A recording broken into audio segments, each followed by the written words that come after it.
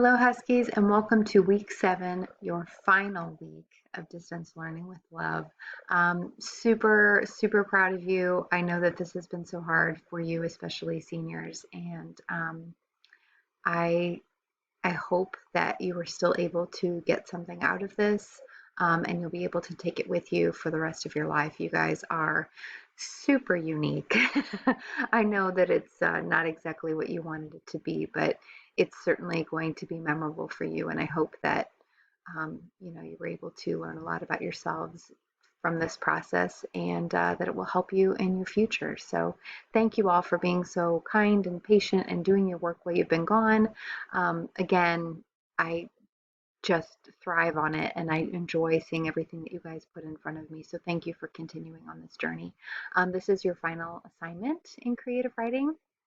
Last week you started the first part by coming up with your storyboard idea for your children's book.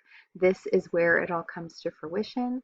You're going to actually make your book this week, and you can do it either handmade, or I found an online version that's actually pretty cool, and it appears to be free, so don't pay for anything. You should be able to make one book at least and send it to me free of charge. So let's go ahead and dive into our online calendar here. The first thing I want you to do is obviously decide whether or not you want to make a handmade or an online book. The handmade one, obviously, you guys will get to keep. You could send it to me, at some point if you want, but a lot of times, like we mentioned last time on the storyboard, the dedication is really important to some of you. So if you have a younger, niece, nephew, brother, sister, whomever, you might make this book for them and then give it to them. That's totally fine. So a handmade version would actually be really nice coming from you. On the other hand, the online version is really easy to use, and you can share it with me and you can share it with other people, and it will last forever. So that's a really cool thing as well. So I'm going to show you the online option today in the video. And then on Monday, you really probably should start to begin drafting your actual book and spend a little bit of time each day so it doesn't feel super overwhelming, since they were supposed to be about 20 pages in length. And remember, there's only like 1 or 2 sentences per page, so don't get too freaked out by that number. That's what most children's books are, actually. So work on 4 to 5 pages each day, and you should be able to manage it just fine. So continue drafting all week, and then on Friday, I want you to submit your children's book on Google Classroom. You can, take just pictures, or if you have like a PDF maker or something on your phone, you can take a picture of each of your pages, and it will actually cull it together into one document, and then you can upload that on Google Classroom. Or again, if you made the online version, there's a couple different ways to publish and share the link to your story with me. And then no matter which one you choose, I would like for you to read your children's book to us. So you can either do that on Flipgrid, especially if you made the handmade version, so show us the pictures, or there's actually on the book creator website a way for you to record your voice as part of the book. So that's really cool. I'll show you that too. And if you do that, you don't have to also read it on Flipgrid. You can just, embed your voice in the book itself. All right, so that's what that looks like. Here are the links that you'll need. Here's the Flipgrid link. And then here's the book creator link if you decide to go that route. And this is where Children's Story Assessment, that's where you should actually upload your book so that I can see it. All right, so let's go ahead and dive in. Actually, before that, if you want to take a look back at a handmade example on the storyboard, I included the book about potatoes by Shay. It was really great. I hope you all took a minute to take a look at that. And if you didn't, please do, because that's a good example of how your handmade one can end up looking. And also that I used Cam Scanner. It's a free app, and took a picture of each page to make that one PDF for you. And that would be easily uploadable on Google Classroom. So if you want to do that cool Cam Scanner on your phone, it's an app. It would be a really easy way to upload it.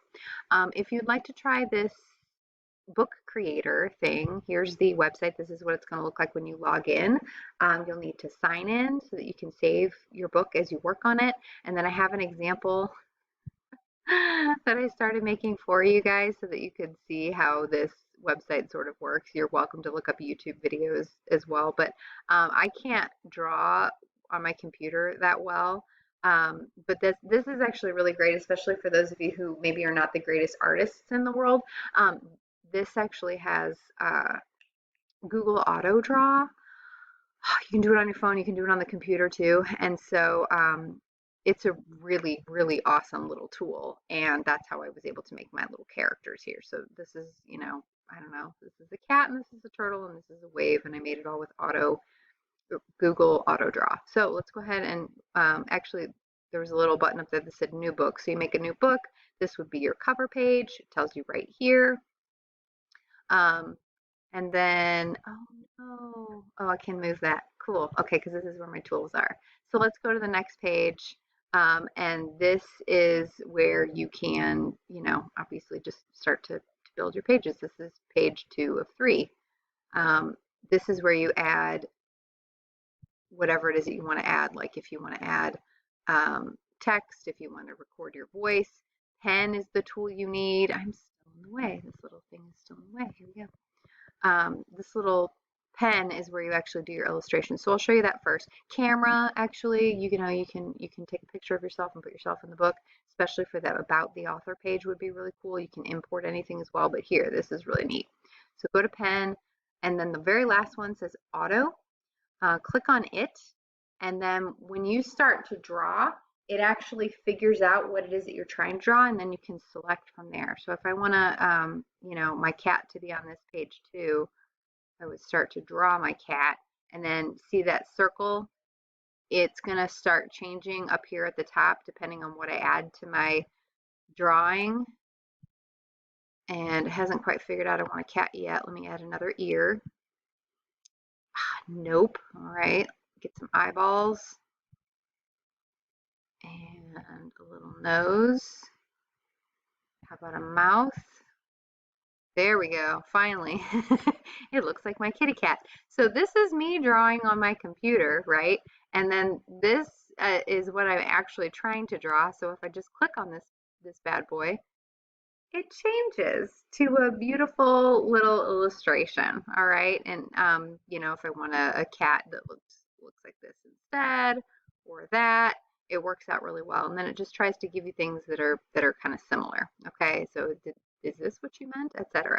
So that's how you can add art to your page. Obviously you can change the size and whatnot. And then obviously too, you can add, let me X out of this. Done. You can add text. That's going to be important to a book, right? You just start typing it here, typing away, la la la. Don't have too many words on any given page because then it's, a little overwhelming for kiddos, but you can move this around to wherever you want it to go. You can also add your voice like I mentioned. So you click add and record. You click start recording. It'll count you down. This is my fun little book. Stop recording. It'll let you play it over again to see if that's what you really want. And then you click use recording, and there it is. You can move it too. You can just have it kind of, I don't know, wherever you want it on the page. And then when you click it, this is my fun little, yay, see? And then my voice is forever embedded in the book. So that's actually kind of cool. And then I don't know what read the book does, but here's a little arrow. You can keep adding pages. See, it went to 4. Now I'm at 5. Should be able to get up to 20. Let's click on read your book. Oh, it just shows you the whole layout. That's super cute. Okay, so yeah, there's my cover. Your inside cover, actually this should be your dedication page, and then this should be your page 1 of your story. And then when you come to the end of your book, this will be the back cover. I don't know if you can edit that or not. And then this second to last page on the back of your cover should be the about the author part. So that actually would be a really cute spot for you to take a picture. And then you can click on the share button and you can either publish it online or you can download it as an ebook. Either way, attach the book that you make to Google Classroom so that I can actually see it. Read to me, I assume it will actually read the voice recordings that are in the book. That's really cool. Oh my gosh! I hope you guys try it. I've never actually used this tool before, and I think it'd be really neat. And then I could show my future, um, there's my husband walking by, future students this. So anyway, I hope you're doing well. This is the last big assignment. Super, super proud of you. Thank you for working so hard on this. And it's been a journey. It's been a lovely, lovely journey. And yeah, take care. I'll see you again soon. Bye.